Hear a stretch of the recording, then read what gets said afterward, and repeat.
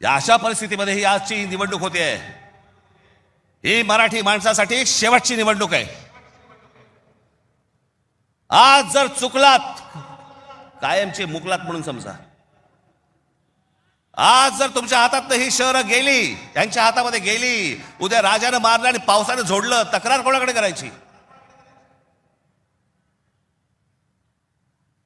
आज इतर राजकीय पक्षांमधले पण जे मराठी लोक आहेत, माझं त्यांनाही आव्हान आहे, सोडा ते सगळं. या मराठी माणसासाठी एक व्हा, या मुंबईसाठी एक व्हा, या महाराष्ट्रासाठी एक व्हा.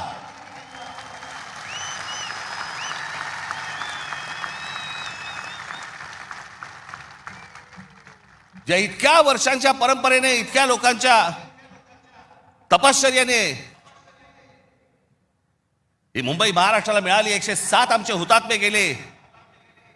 उद्या मुंबई गेली तर त्या पुतळ्यानंतर काय अर्थ उरतो? आणि पुतळे काय म्हणतील ते? आमचा मराठी माणूस बेसावध राहिला आणि म्हणून आम्ही मिळवलेली मुंबई आम्हाला गमवावी लागली.